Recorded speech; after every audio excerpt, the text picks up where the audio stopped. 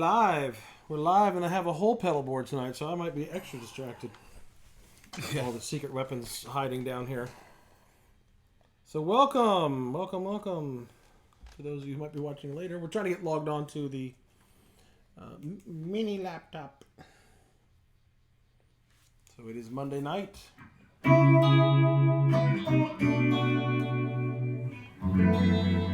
So that must be your phase pedal over there grinding like the Leslie was, because it's like I swear I didn't play the Leslie, but I still hear it.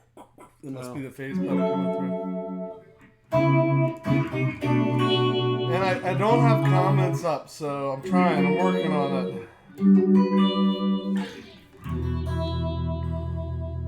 It's just a phase. It's just a phase I'm going through.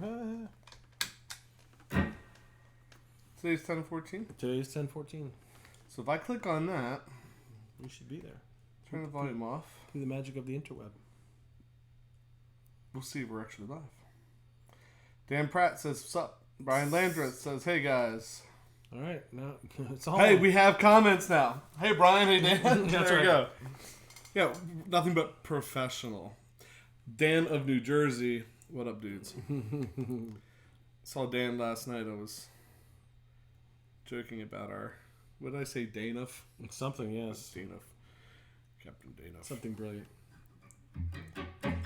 So it's I don't know, maybe Danny can answer. Dan can answer. Like Dan and I were in a guitar session seminar thing together on Sunday, and I'm not sure if this progression is his, but we have stolen the F sharp, C sharp minor, B minor, C sharp minor. I'm not sure if that was the intellectual property of one Daniel Pratt or not. But we jammed on it for a while, and we jammed on it on a video tonight, so I was kind of stealing that. Oh, can you see that? Oh, I can't see that, actually. Oh, I hate when things don't work like right before. Oh, you're live in 30 seconds. Now things aren't working. Of course, we were dorking around with pedals before.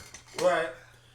We should do like we tell our kids, do what you need to do first, and then do what you want to do. So let's get set up for YouTube Live, and then play with your Leslie pedal and your new phaser. And Right. you can play with your toys later. So, Yeah. we didn't get a text message from my wife telling us that we were running late, so it must be okay. Yeah. All right, so, and you guys can hear us out there, Dan, and Brian. Brian, we're going to have to just call you Dan. Oh, I'm her. Oh, she's her. I'm her. I'm her.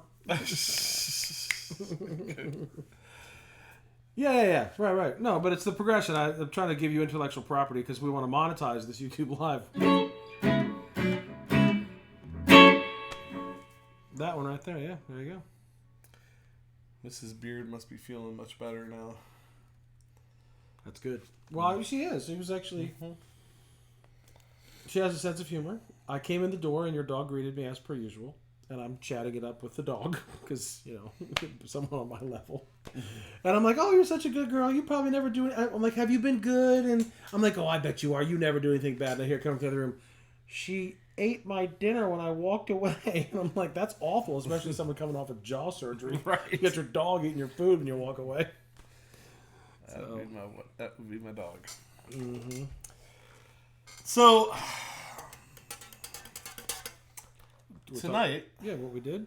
Well, we have coming out. We have the Love Pedal, Vintage Modern, should come out Wednesday. Okay. We have the Love Pedal Pickle Vibe, at some point. That's in the can, done. Should come out soon. We just did the Love Pedal HSR 3, which is a reverb pedal that has Hall shimmer modulation on it. Shimmer.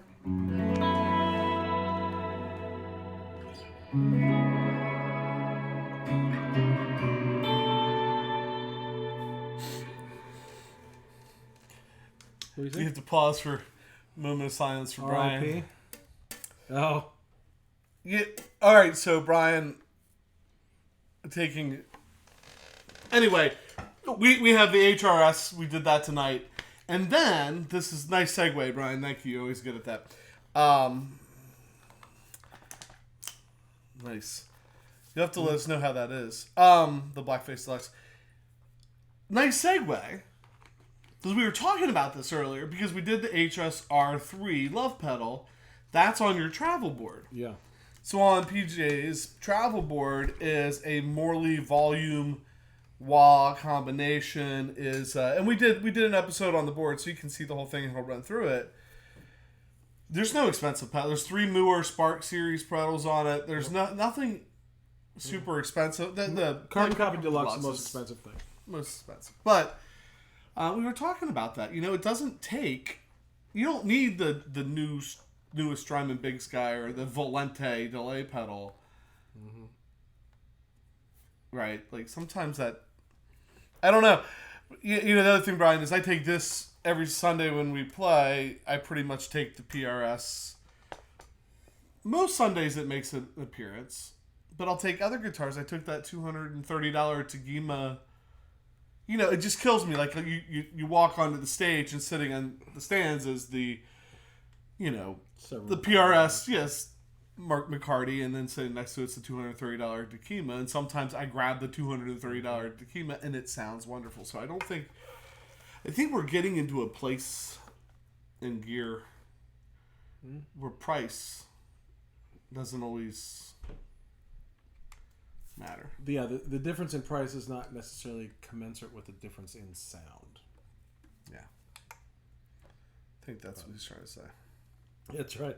I told, in case you can't tell if you look at Dan's comment, I told him the... Oh, yeah, we got angels in that guitar. There, angel pedal.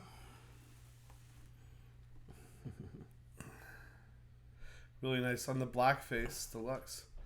I'm still looking for my... I gotta think about it every time. This is not something tweed pedal. And I know Lawrence Petros is saying that's coming out soon. So I'm still looking for the tweed pedal.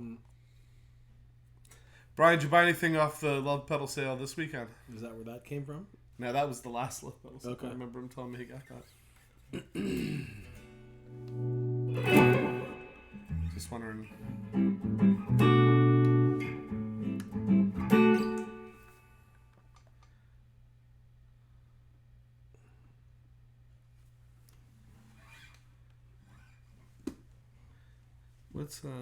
Terry's here.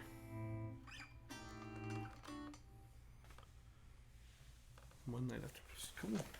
Hey Terry, how you doing? I'm still putting names and faces together, but I think Terry, I've been on Terry's channel watching his stuff. Yeah, Terry's been on several times. Yeah, Terry, this is my, probably my favorite. It's a single cut hollow body. Starla pickups, push pull, super light. Neck is fantastic. Dwight. Hey, Dwight. All right, it's the roll call thing, right? That's right. Yeah. No, this is awesome. A bunch of people. Should we talk about what's coming, what we have in the can? Should we talk about, is it too early to talk about the plans, or? I don't know. They're coming along. It's going to happen. It's just going to be like how many? So I have this ambitious idea. I'm just making Pat go along with it, right? This ambitious idea. I'd love to, one of my favorite effects is the Leslie. And I just had to unplug it because it was making too much noise or whatever. But Leslie pedals. The Leslie itself is the thing, but who has the ability to carry a Leslie with them? Right. It's just like we talk about the DMBL and the right. The other one. Mm-hmm. So the ambitious plan is to put a series together. So we do we do quick looks and stuff. Yeah. We do a series that would be like a deep dive into Leslie pedals. I jokingly said to Pat, the most comprehensive look at Leslie pedals on the YouTube. Let's not do a couple Leslie pedals, or let's not do a shootout with 3 of the big ones. Let's do all the Leslie pedals. Let's go through them all. Look at so you would be looking at pedals that maybe have huge amounts of, there's one here. They're all strewn about the Beard Cave here because we were looking at some. So you got something like this, or that. Oh, yeah. You can hold that up. That have the ability to change speeds, go from fast to slow, put ramping in. change acceleration of the ramping, add overdrive, all kinds of stuff. So you got things like the G4 from Korg, which isn't made anymore, but is pretty interesting. The Boss. Again, my fascination with shiny things. This display is so cool. It is. And we could probably turn it on. It's crazy. Just for... A lot of people don't like this about... Don't like it about this. I like it. I think it's neat. I mean, you can really... Here. Oh, no. Here. It's unplugged. It's unplugged. Oh. No, that doesn't matter. Oh, We had to unplug it to put it in the computer. You'll have to wait till the video comes out. So you got the Boss, like the RT20, which is cool. There's the Strymon Lex, Hughes and Kettner Rotosphere, the Neo Mini Vent. And these are ones that you have or that are coming. Yeah, that we know about. The Option 5, the Fender Pinwheel, the Love pedal, Rotary Reverb, the Dynamite. Oh, the Keeley one. The Keeley one. Mm-hmm. So we figured it out. Right now, we have about access to about Like 12 and growing. So and on the hunt for an actual Leslie, and we got a couple ideas of people local to us that would have one. Right. It ain't coming here. We'll go to it and just film that part of it. So anyway, deep dive into that. Mobius. Danov. Right. So that's Danov. Yeah, Dan of New Jersey. That I think that's where I'm drawing the line. Because I want to, I mean, like kind of the standalone Leslie units that have a lot of functionality down to like something like the Rotary Reverb by Love pedal that has a setting and you can set it to set, but you're not going to be switching speeds and stuff. Yeah. Then there's the question, well, do you get, because like Josh Smith, if you haven't seen Josh Smith, Josh Smith. Sorry, I always say, because we get him confused. I get him confused too. But I'm right this time, I think. Guitar player plays the telly. I think you're right, yeah. His Leslie sound comes from an Eventide H9. So he has that. So I was like, well, you got the Mobius by Strymon. You got that. Even I think Line 6 even has like a modulation pedal that might have one in. Dan, I had a very good friend of mine stay at my house last night, and he is from New Jersey. So I even welcome people from New Jersey into my personal home. He's from Rahway, but he's from Edison. So, yeah, I kind of... No, Ben's looking on us. Draw the line. Do we miss stuff? Well, we're talking to each other. Right. Mobius. Yeah, who said go from as dirt cheap as expensive you get your hands on? Right, Terry. Like, I think a couple things to look at. Price point. Mm-hmm. And then functionality. And then whether they're currently being produced. Because, like, the Korg isn't currently being produced. The Option 5 isn't currently being produced. And who did you reach out to? But you can get... You reached out to somebody that... Tech 21 has the rotor... the rotor choir, which is not current, but they're still available in the used market, so they're worth doing, right? So like, and then there's some other ones, you know, and we've been reaching out to some people, and we've been pleasantly surprised. Right. So this is, like I said, I think we're really going to dive deep into the world of Leslie, and maybe the three people that like the sound of Leslie will love it. And no, like it's such a great sound, it's such a great tone. Well, and part of the thought, too, was staying away from copyright stuff, but create a playlist of people that made you interested in Leslie. Like how did you even find out about it? And why do you like to use it? And well, that'd be a good question right here. Like, do you have anybody watching with us, hanging out with us? I'm laughing at Dan. Yes, I did do inventory, but unfortunately after he left, so had he lifted something, I wouldn't know. With my friend Larry. Who bought the vintage jazz bass when we were in Nashville? Oh, okay. Yeah. Last night, yeah. Do you guys have any favorite Leslie tunes? Songs where we know the guitar, like "Cold Shot" comes to mind by Stevie, right? Because it doesn't he have the slow Leslie running in the back of that one. Warren Haynes uses Leslie all the time. He uses the Hughes and Kettner Rotosphere right now. Although I've heard rumor that he used that. At some point, but I think now he's using the Rotosphere. Damn it, yeah, I really started something with the Jersey thing. You're welcome. Joyzy, not from Joyzy. Yeah, you know what, Ben? It was funny because I always wanted. For the longest time, the whole time I was playing in the blues band and stuff, I used the Micro Vibe by Voodoo Labs. And I would pin the speed and pin the intensity, and it kind of gets that rotary. There was a song we were doing, so I say blues band, but we were doing Those Barkahi Hill Boys by Traffic. It happens. Right. And so I would pin both of those to get kind of that rotary sound out of because Univibe was an attempt at a Leslie, was a failed attempt at a Leslie that created something. Totally. It was like a happy mistake, right? Right. It's the Reese's Peanut Butter Cup of effects. There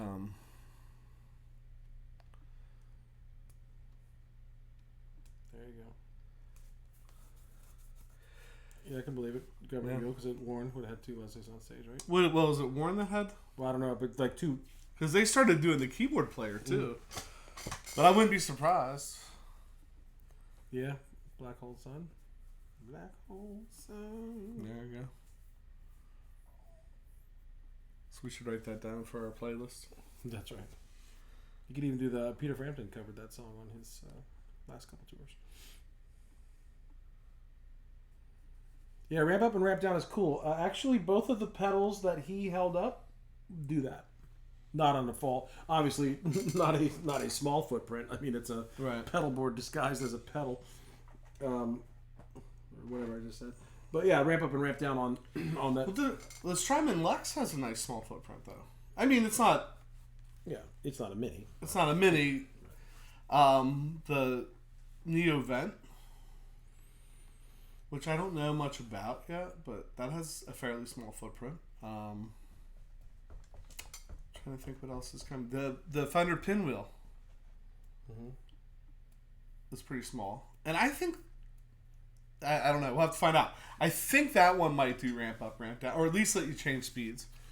So Dan in New Jersey, rotary is really relevant to modern music, but probably true story. However, we're trying to attract guitar nerds, so right, yeah. No, it's definitely got its place. It's like anything else, right? It's like I was joking that down here is this Red Witch moon phaser that I got because apparently thinking about selling a Red Witch pedal caused me to buy 2 more. So yeah, you get things and they. Oops, they see this not untrue. What am I doing? Oh, tuner's on. Tuner's on. Woo! But.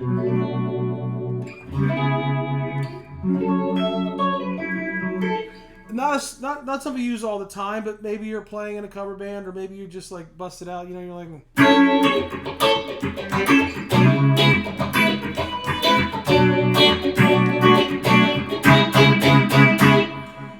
you have something, but you could overuse it, right? I'm not going to have that on every song, but yeah. Univibe, check out his latest video. Nobody saw. Okay, Brian Lander. Univibe abuse. I don't know there is such a thing. I love Univibe. So, and that's where it started for me. It was with vibes, like the Univibe. It started there, and then the Leslie, and a lot of it was like these pedals were just too expensive. Yeah, even when Rotosphere first came out, 300 plus probably. Right. So yeah, many. And that was 15, 20 years ago. I mean, you're not getting a decent rotary pedal that's on the market today is probably, even the Fender Pinwheel starts at $269. Mm-hmm. So it's not a... But then, like Dan of New Jersey said that, he doesn't know how relevant it is. But, I mean, when you start looking up songs that use it, you find out... I mean, it seems like it's used a lot more than you think. I'm gonna go find anything that Justin Bieber, or not Justin Bieber. Oh my gosh, I'll come back to that thought. What's his name? I'm looking at you like, what are you talking about? I don't have any idea what you're talking about. Who brought sexy back? Timberlake. Justin Timberlake. I'm going to get you a shirt that said "Bringing Leslie Back," and if there's a font that he said "Bringing Sexy Back," we're going to get you a shirt. Bringing Leslie Back. Hashtag Bringing Leslie Back. That was a long way to go for there that. There we go. That might be. We might have to do it. We're going to find out if people want to take Leslie to the prom or not. Maybe it might be your ugly stepsister of Univibe, but whatever. Yeah, Bringing Leslie Back. Yeah, back to... I appreciate the comment about that. Yeah, these Red Witch pedals were all over the place because it's the thing about having comments. I had the Emperor's Chorus, and it got stuck aside, and brought it out and had this case full of pedals that might hit the chopping block, and I liked it, and they're really well made. And then I got the Pentavocal Tremolo, and then I just got this Red Witch Deluxe Moon Phaser. And they're really big and fat pedals. Sound-wise, they're not a huge footprint, but yeah. Red Witch, good stuff. I'd like to get the delay. I let one go I shouldn't have, because the delay it's a 3 delays in one, and it's like 300 and something. And I tried to nickel and dime a guy on Reverb for $10, and it's gone, and there's nothing close to it. So apparently I'm looking to try to get the whole set. There you go. And they don't even have blue lights; they have green lights. Ben mentioned that somebody in his last band used the AHX rotary, and that's something that's on the list. Yeah. I tell you, I mean, I've been taking a deep dive into it, like looking to see who's making them, and at first I was like, there's no way we could ever cover them all, but now I'm starting to feel like I don't think we'll ever cover them all, but we'll get a big chunk. Probably not. We're up to like 12 already. So I get it. I thought this is what I thought happened. I thought we started this channel so we could hang out together. We apparently started this channel so you could acquire every Leslie pedal ever made. You're gonna be the Josh Scott of Leslie pedals. Right? Meanwhile, I'll be like, I thought it was about me. So. Yeah, man. It just happens. It's expensive. It's the Titan delay, Dan Pratt. It's the Titan delay. It's insane. Yeah, I was. But that was. It's interesting because these were all made pre. We were talking about that in one episode, kind of pre-tap tempo, that kind of stuff. So it's interesting in that regard. Yeah. So yeah. It gets a little weird, but it was just one of those things. Like if you go, the owner of the company, Ben, I forget his last name. He does a lot of the demos. Of course, he's from New Zealand, so he's Red Beach Peters. So just to listen to him is fun. But he always plays just crazy spacey stuff, because obviously when you're showing a pedal, like you kind of juice the effects to really get a feel for what it does, and then you're going to taper them back or whatever. But yeah, those what you got there. We should give a shout out to Ben Combs for a show last night he had on. I think it was Brian Nutter of Nutter Guitars. Have you ever seen these? No. I don't know. We need to find a better way to monitor it and do things, but I think I feel like I have to show. Sorry, we're gonna lose the comments for 1 second. Hey buddy, while I'm doing this, look up Brian Nutter Guitars, so you know what we're looking at. Because Pat just needs. I'm gonna go to briannutterguitars.com and click on his gallery just to show Pat. So you tuned in to watch Pat play on his phone and me browse the internet. Congratulations. Look at these. Yeah. Like, come on. I know, they're kind of like futuristic, but a throwback to, Right, it's like if the Jetsons had a band, I think they'd be playing these guitars. Yeah, that's wow. a very unique. Even the ones that are sort of a wink and a nod to other guitars. I love. That's like a this reverse 3 review pickup. almost, yeah. It looks like it has more of those pickups. Don't look like regular humbuckers. More like maybe the Filtertrons or something like that. All right, let me get the comments back so I know what's going on. Damn proud. Yeah, Nutter Guitars. Brian makes awesome guitars from Ben. Yeah, I mean it was real. I kept looking at that sparkly green one. I'm like, I don't like green guitars per se, but man, that sparkly green one and the sparkly gold one. If you put gold sparkle on anything, There's a correction over there. right? So gold sparkle on guitars is what blue lights to pedals are to me. For you, Right. that sounds like an SAT question. I'd like to have some. I like gold tops. I cannot lie. Just totally unrelated. The Beard and I and another close friend and my brother went to see Stanley Jordan last week. Stanley Jordan is on a tour where he's playing Hendrix music, and if you know Stanley Jordan, it's all this, But we put something up on our YouTube page of the drum solo because the drummer, whose name escapes me at the moment, Warren something, I don't know, but that was touring with him, played the keys while he was playing the drums. Yeah, and it was on what he could do with just one hand on the drums.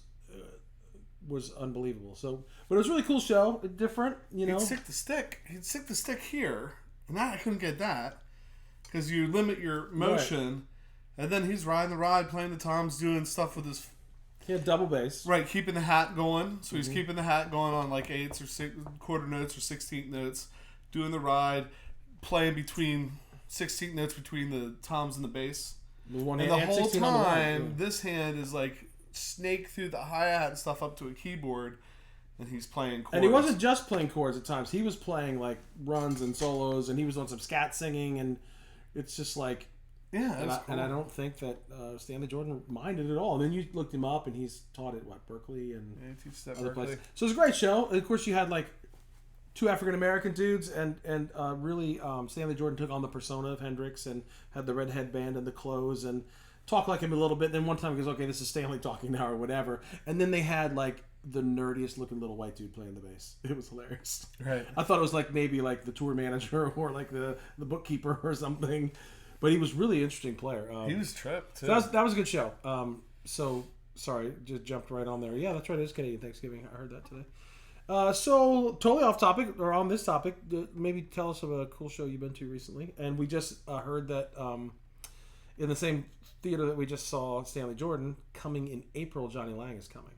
And anybody listening to me who has not seen Johnny Lang live, you've got to go. I have never seen a guy emote emotion from the word go to the end. I've seen full Johnny Lang concerts 2 times, and I've seen him on the Hendrix Conspiracy Tour. That dude is something else. Oh my goodness gracious! I know I wasn't a fan back in. I haven't looked at anything from him back in the early days of Johnny Lang. I wasn't a fan. I'll give you. But see, like the Johnny Lang, Kenny Wade, and Shepard, that was not. Both great players. Yeah, but not the kind of blues true that bluesman. I sure, listen to. No, we're missing comments here. Sorry. But just while I look at the comments, to give you an idea, Randall Robertson went with me to the first time I went to see him. And we spent like more time looking at each other like, what are we seeing up here? Like Randall was just completely blown away by this guy. And that was 8 years ago. Anyway, what did we miss? I missed Buddy Guy 2 hours away from her house the other day. You did, but you don't like to drive 20 minutes. I know. Ding. That's my wife from Georgia. Beer hit. Are you spilling beer again, Brian? Do we miss anything up there? Sorry, up top while we were chatting. No, I think we're caught up. Yeah, right. Yeah. Brian Landeth talking about it used in context, right? Yeah. Right. Well, so Brian, the big thing, like how you use it, and I'm not an expert by any stretch. I'm the guy that likes the Leslie He's pedal. a fan, right? Probably uses it poorly, but one of the things, if you have that first of all, you get the dimension, right? So you hit it on the slow speed, and it just kind of moves the air enough that, and granted, it's coming out of a mono amp, so I'm running it mono. I'm not running it stereo, but it kind of gives that little feeling of motion. And then you're in a song, and the song is building. And as you get to the top of that build, you hit that button and ramp the speed up with that build up. Oh, man. And then, going back and forth between that.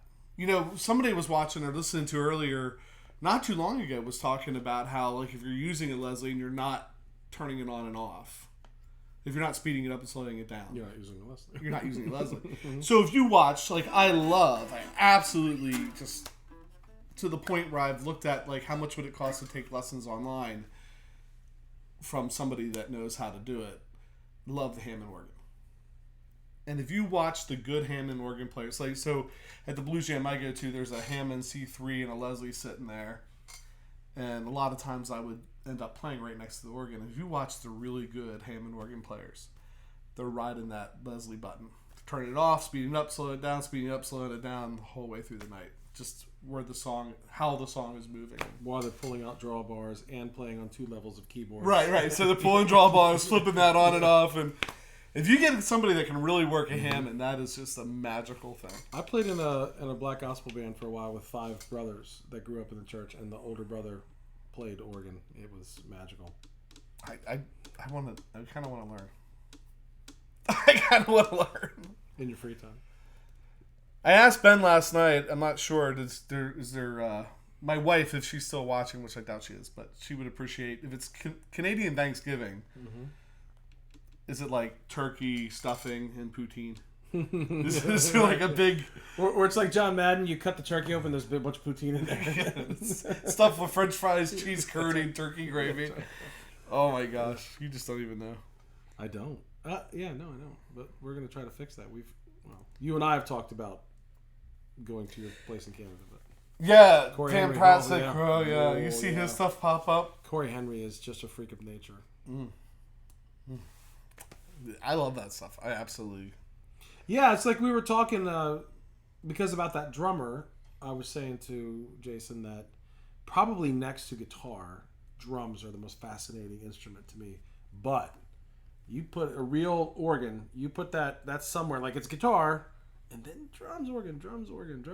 Like, A real. yeah. When you watch people like Corey Henry, just in part the instrument's amazing, but just the really good players play just crazy chord inversions and passes that you just would never even dream of. Yeah, our friend Gary, who's in the hospital and just had the artificial heart put in, after he had a stroke, he was having trouble, I think, with his left hand. So he was playing on the organ a lot. He's pretty good at it. There's a guy that would come down there called Jimmy the Hat. Come on. Jimmy the Hat. Was he collecting debts or was he playing the blues or both? Jimmy the Hat would sit down and play that organ, and he would hit those like restart at the low keys and just run it up. Mm-hmm. Man, Lee Carroll, who toured with the Judds back in the day, played with the band Exile. He had moved to the area and opened a bunch of Papa John's. Yeah. Came walking in off the street one day. He's like, I play a little bit of keyboard. Sat down at the Hammond and kept coming back. And now he's down in, I think he's in Tennessee. Okay. Full time playing again. He's retired. I don't think he's retired, but he's just having fun. Yeah, we knew he mentioned Corey Henry, but I missed the first part of Dan's comment. Yeah. Speaking his language, because Dan's first love, it was keys. And yeah. That's right. You told me that. This is me looking at you like, I like the fact you're playing guitar. You played some cool stuff on Sunday, but you and Scott Hallman. Turkey stuffing and poutine pie. Oh my! I can only imagine. Greg Koch. I've only seen small clips of him playing in a band context. I followed him on Instagram and actually had a brief encounter with him at NAMM. Huge dude, by the way. He's like 7'9". But I can only imagine him in a band context with playing with other people with his skill level, because he's really so Jimmy Smith is a good one too. Here's an album for you for Hammond people. Charles Erlin's Black Talk. Okay. We're doing the John Scott thing. Yeah, Charles record time. Record time. Charles Erlin's Black Talk. Jimmy Smith, who's like a huge Hammond guy. This would be good albums. Check out. Yeah. Michael Burks. Welcome to Keyboard Talk. Yeah, well, Keyboard Talk. Michael Burks, great guitar player, blues guy. He passed away a while ago, but has a couple albums that were really great. He used to come around here a lot. He always rolled in to these little clubs in his Jonesy. His Hammond, brought his Hammond organ in. And I would love to know if anybody would ever know what happened to Jonesy, Michael Burke's old keyboard player. That guy can play Hammond. Anyway, enough about that's Hammonds. cool, Ben. Yeah, Greg was a really nice guy. Like I said, I just talked to him for a couple minutes at NAMM. So was that the what do they call the Sweetwater's thing they do? I'm asking Ben. Is it Gearhead University or they have that was Toman University. Yeah, they have they sort of do like a PRS experience type of thing, but at Sweetwater. Right. Gear Fest. Gearfest. Yeah, we're talking about there you go, Gearfest. Yeah, we're talking about that, like to try to go to the PRS experience and try to go to Gearfest, and it's looking pretty probable that we'll be at Summer NAMM. He keeps saying that. I don't. We've got a place to stay, and I'm pretty much sure way to get in all week, not just Saturday. So, and I think I have McEnany about half talked him to going with us. Oh, really? Mm-hmm. And his wife was all for it. So, wow. Three Dillbillies, Pennsyltuckians might be going down to Smashville. So, Ben, did you have you been to the Anaheim show, the show that's coming up? sort of.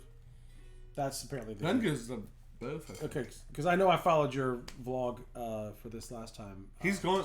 He's going out to California. Because I was in Nashville right before there, so I couldn't quite parlay 2 trips down there. But anyway,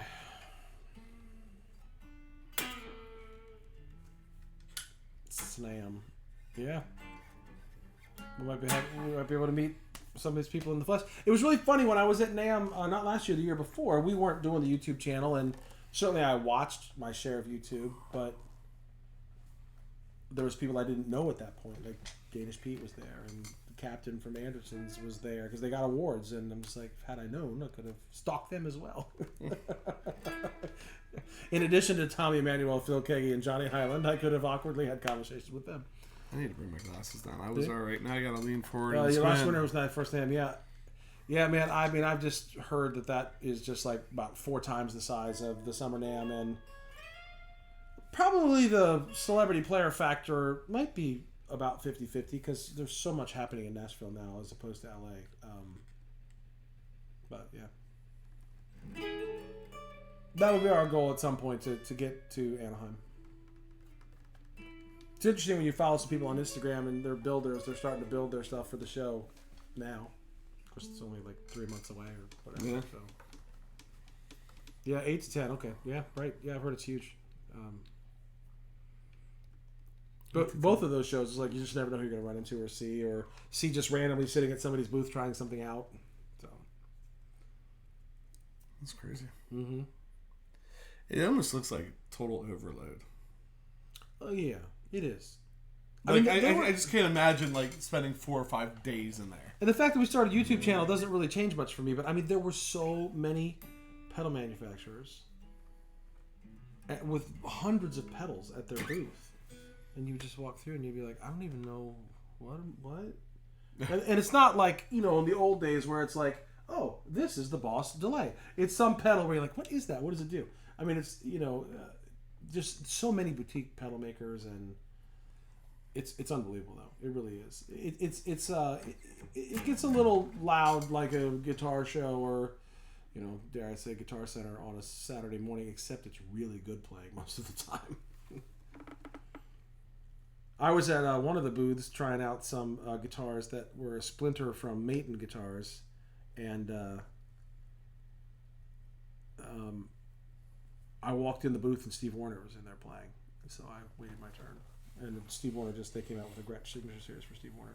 I'm like, yeah, I'm going to stand here. I'm not going to touch a guitar. I'm going to count to like 30 Mississippi, so he's completely gone by the time I play it, but yeah. Wow. Right. Yeah. Craziness. I saw Tyler from Music Is Win. He was at NAMM.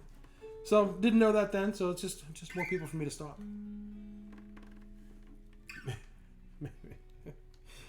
And you will. Like, Pat, I'm not kidding.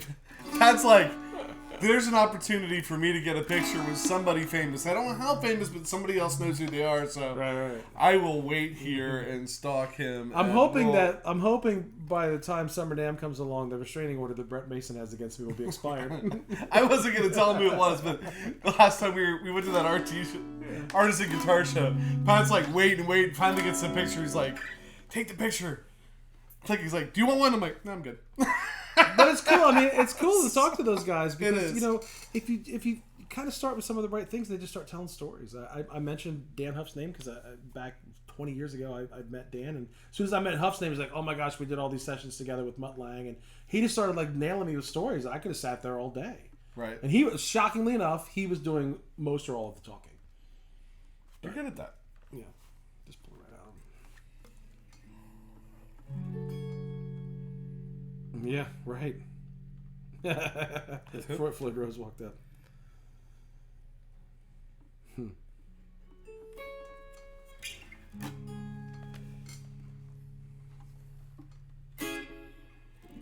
See, I'm always afraid. Like, there's a studio we've talked about going to do a field trip at. Mm-hmm. And the guy has, like, connections, and he's connected to people. You afraid to take me there? Well, no, I'm just afraid of, like, I know nothing about the bands that he's connected to. You know what I mean? Like, Right. I know they're famous. I know Yeah. Oh, people I love got them. I just caught up to But you. I can't, like Brett Mason, we met him, and I'm like, yeah, I don't need a picture. In hindsight, okay, maybe I should have, because he's like an incredible player. When you start researching and find out what he's done, you're like, wow. But, that kind of like... But the studio that we're talking about, Jakey Lee played in that studio. Ozzy's former guitar player. But yeah. It's not a genre that's our thing, but we... Right, and we'll wind up there anyway. The guy that owns the studio has played with him, Jakey Lee, and has played with Kiss and played with, like... And he lives, like, literally on a farm a mile from our church in the middle of nowhere. It's great. He's such a nice guy. Anthony. I'm not giving his last name. Doesn't matter. But, yeah, super nice guy, like gentleman farmer, sort of by day, rock star, flying to Japan by night kind of guy. A Camaro parked on a farm, go figure. But anyway, he's from New York. Well, you're talking about running into people. Was at NAMM with a producer friend of mine who's from New Jersey, Dan of New Jersey, if you're still with us. A different friend. I have a friend from Edison and from Rahway. Very diverse. But Bernie Williams was there. He's a huge Yankees fan, but Bernie Williams, the former outfielder for the Yankees, was a guitar player and played on the Letterman show before. And he was actually starstruck. And he's had Keith Urban in the studio and other people. But he's like, that's Bernie Williams. I can't go talk to Bernie Williams. I'm like, do you want me to go talk to Bernie Williams for you? He's like, no, I don't want you to go anywhere near Bernie Williams and tell him that you know me. But yeah, he's a guitarist. It's cool. Then the thing about NAMM, I don't know why we're all on this, but it is the easiest place in the world to stalk people because everybody has a name tag with their name and who they're with. Like, you can't hide. No, man. Nobody asked who I was, but you can't hide. So you make them up to get their picture not at taken? all. So if we do make it down there sometime, Ben, and you're there, please just come up and be like, will you take your picture with... Get your picture taken. Yeah, we'll get your picture taken just with to make us. him feel good. Well, like, kind of like, if you could just, like, bum rush us. Like, oh my gosh, I can't believe you guys are here. And like, hey, get someone else to take the picture. And then that'll give the illusion of fame for us. And then they're in. And then the next time we run into him, we do it for him. Yeah, right. There's your plan. There's what you get here on this show. Yeah. This is exactly what you tuned in for. I didn't know it, but... That's right. Yeah, that's true. Very few egos. That's right. I mean, those guys are in a room with their peers, their competitors, and there's a lot of, like, if you watch some of the pedal shows we're talking about, Robert Keeley and Josh Scott are friends, and you throw all these names in there. And even when we went to the smaller artisan guitar show, a lot of those guys buy their wood from the same people. They might call one another, hey, I'm building this guitar, I need a couple pieces, can you send it to me? So I think that community, especially because there are so many boutique, overused word, people, that's a small group. And those people compete with each other, but they also collaborate at times. So it's an interesting... Well, it's kind of, even kind of like the YouTube community. There's a lot of... like you would think... Like, why would Ben, who has... significantly more followers than us. Why is he over here hanging out with us or whatever? And that's what you find in the YouTube community, is that it's not about... Mm-hmm.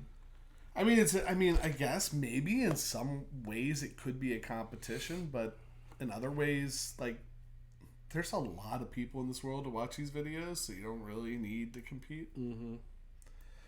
Everybody's doing something different. You can tell everybody you're Geddy Lee. It's just right. Just tell them you're from Canada. I could tell. Yeah, we'll go around and we'll be 2/3 of Rush. I'll tell everybody I'm Alex Lifeson, and you can be Geddy Lee. So, we'll call the band Not in a Hurry because we're not quite Rush. Shana Bing. That's bad. Yeah, it was very bad. I should be wearing my Terrible Pun Zone shirt instead of my PRS shirt.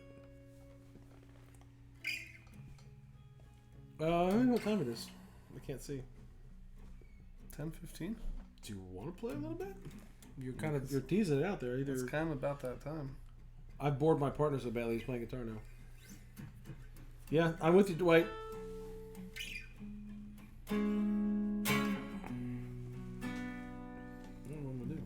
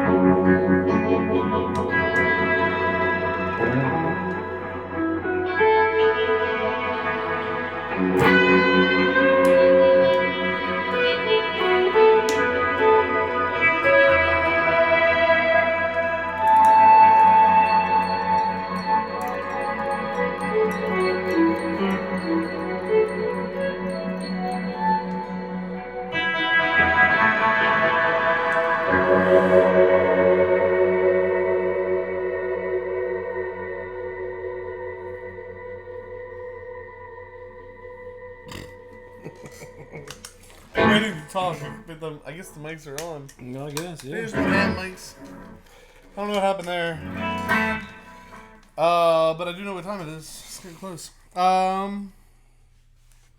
Yeah, back to Brian. Because we released Brody's amp collection. Yes, it is quite an impressive collection, and you can see why we didn't play them, because I'd still be filming that segment. What's that? Are they talking about Brody's? Yeah. Brian mentioned. I think it was Brian that mentioned that. Yeah, he does. Yep, he does. Yeah, right there. Yeah. I'll tell you what, those PV Classic 30s. He's the one that turned me on to him, playing one of yours over there. Right. It's only fair. You play mine at church. I play yours here. You've got a head sitting back there. I've got a combo out in the car, actually, from Sunday. So I use Pat's PV Classic 30 head at the church. Through PV Classic 30 112 close back. Yeah, from the same series. Sitting over there, I have the exact same head. Here, you use my PV Classic 30 combo, and you have your own combos. We're just burning up each other's tubes in different amps. Right. So when the tubes go in the head, you take your head. When the tubes go here, I'll bring mine over. It needs retube, but I have the tubes. So anyway. Yeah, so Brian Landis, we have to give intellectual property for Dan Pratt. That's a progression that the guitar clinic we were in together kind of busted out and jammed. Like 5 different guys jammed on that thing for made Freebird look like a short song. So nobody's fault but mine. Yeah, that'd be a cool one to do. Maybe we'll use that progression too for when we take our deep dive into Leslie. Oh my gosh. Yeah, I have to think what I want to do. So I can do my pet project. Right. Deep dive in delays. It would be delays that I use all the same way. It'll be like, we got to get every delay. That's right. And set them all to this. Right. To the Friday the 13th. Exactly. It's stupid. It's so stupid. See, I like the fact that my wife doesn't watch, because she'd be like, I heard you talk on the show that no matter what pedal you have, you make it all sound the same, so why do you need more than one pedal? But fortunately for me, she's not super interested in this, so I'm good. Fortunately, I think my wife turns it on for the first 5 minutes, right. and then she's off looking at her own stuff. So we can say whatever we want now, and she won't know. Right. Oh hey, she just came downstairs. I'm waiting for it to pop up. Nope, listening.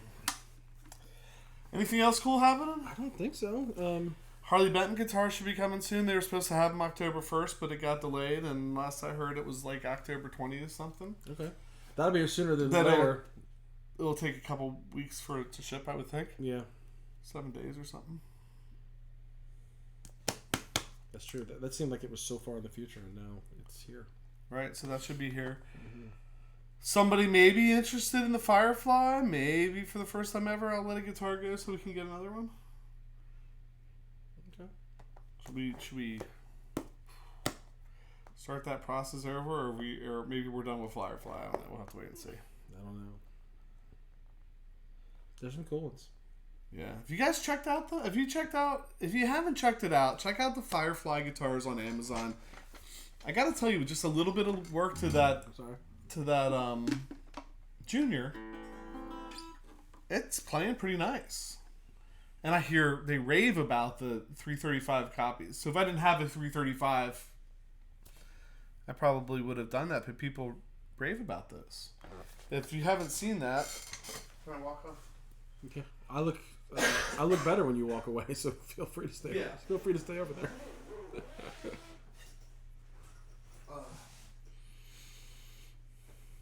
If you haven't seen it, put your sunglasses on, because it is bright.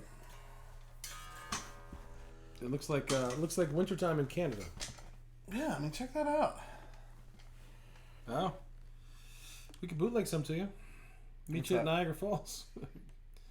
They said they're not shippable to Canada. That's interesting. Well, I guess if You could ship it to if Canada. they would buy it and send it to me next year when I drove to Canada and crossed the border, that would probably be illegal somehow, huh? Would that be illegal? I'll tell you, stash little drugs in your car, they'll forget all about the guitars. How's that for helpful? Do you know when you come back to the United States now, they have a big sign that has a pot leaf on it with an X over it and says something like "not at border," No. because apparently, well, it's legal there. So I guess people thought, well, if it's legal there, I can buy it and bring it across the border.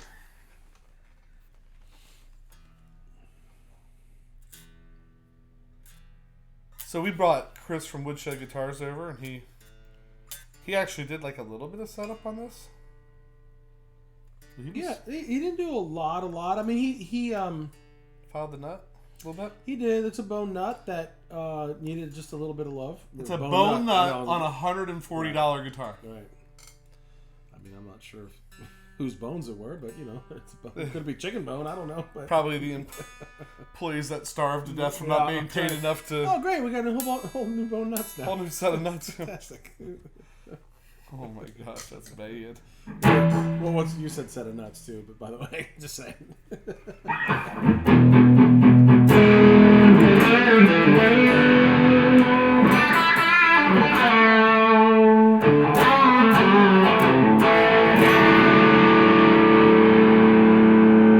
think you should rock in the free world.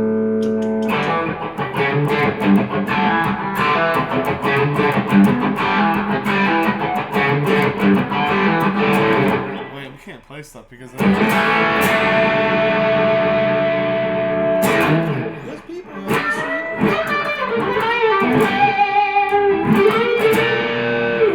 probably not the best setup for it right now. An amp on 2, the overdrive, not. But you get the idea. I mean, it's a nice. If we just went clean.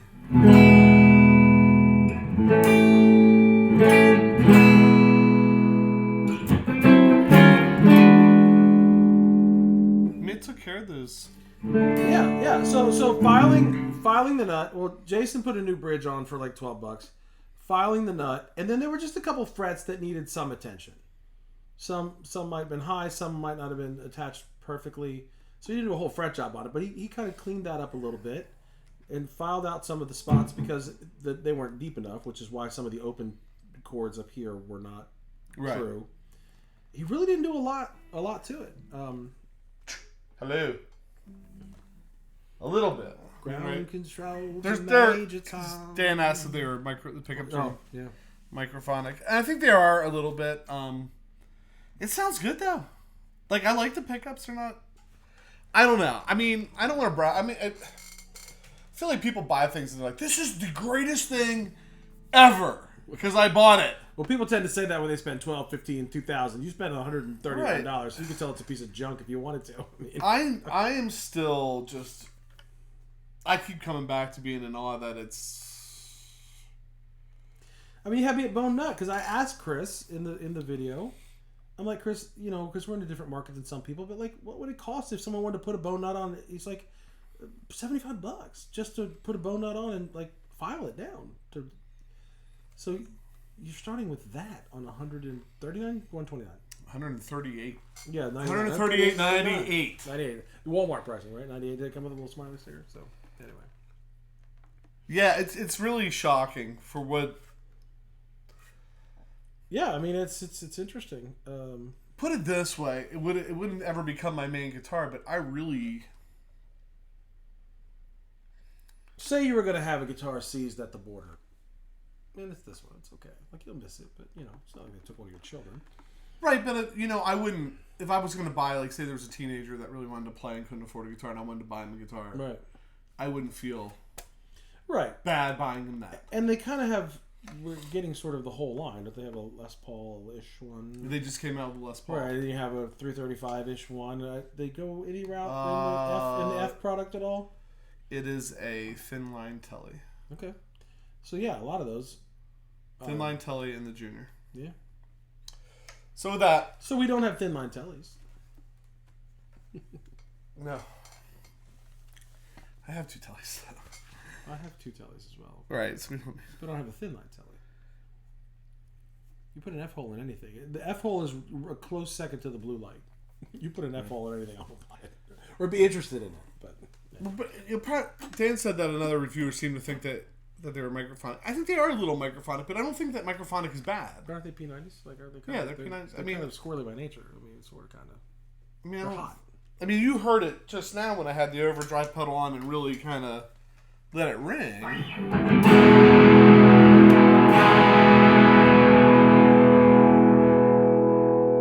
it doesn't do it.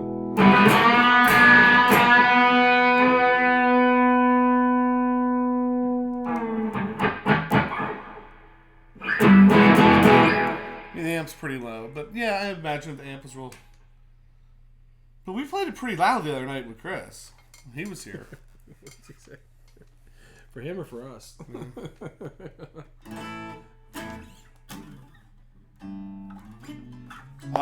Where's that on the video? Yeah, because that camera's been on all night, so I think that is a good time for us to say goodnight. Hey, if you haven't subscribed to the channel yet, please do that. We appreciate it. It's helping us make some things happen. I guess like the video if you're already leaving comments. So Right. So I'm signing off so I can walk over there and shut down the feed before the camera shuts down. Yeah, so I'm reminding you never have too much gear. And I'm also, because I didn't get to sign off on a Rockets thing, because we're doing a shimmer pedal.